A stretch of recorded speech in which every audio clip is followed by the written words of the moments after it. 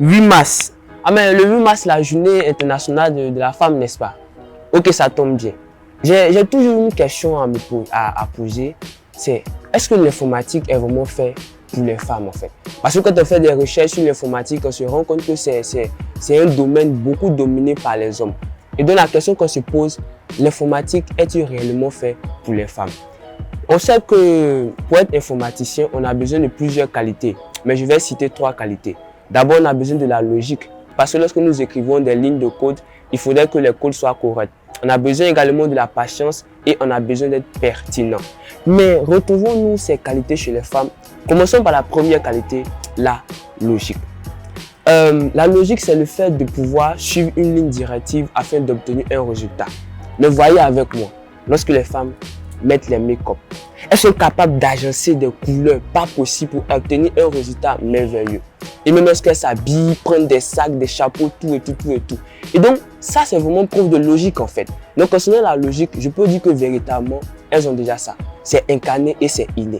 Elles sont capables véritablement d'être informaticiennes. Mais prenons la patience. Parce que souvent, lorsqu'on code, lorsqu'on développe, il y a souvent des bugs qu'on rencontre. On peut prendre des jours, des mois, des semaines jusqu'à ce que le code puisse marcher.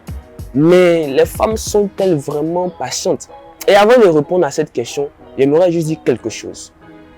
Avant qu'un enfant ne vienne au monde, il faut patienter normalement 9 mois. Mais 9 mois, ce n'est pas 9 jours. 9 mois, ce n'est pas 9 semaines. Alors si elles sont capables d'attendre pendant 9 mois jusqu'à ce qu'un enfant vienne au monde, je pense également qu'elles ont cette capacité de patienter, quelles que soient les difficultés de code, afin de pouvoir véritablement atteindre l'objectif qu'elles se sont fixées. Et la dernière qualité, c'est d'être pertinent. Le fait d'être pertinent, c'est de trouver les choses justes en fait, des choses dont on a besoin pour atteindre un objectif. Vous êtes d'accord avec moi? Quand on était petit et qu'on faisait des gaffes à la maison, nos mamans, elles nous posaient des questions pas possibles. Et on ne pouvait pas mentir en fait, on était obligé de dire la vérité. Et c'est pareil pour le code. Lorsque nous sommes bloqués, lorsque nous rencontrons des obstacles, en fait, nous posons des questions à Google, nous allons sur les forums, nous suivons les tutos pour avoir le résultat de ce qu'on attendait. Et je pense que les femmes sont également logiques, les femmes sont patientes, les femmes sont également pertinentes. Donc, le code n'est pas quelque chose de fait pour les hommes, non. C'est fait pour tout le monde, car les femmes ont également tous ces aspects.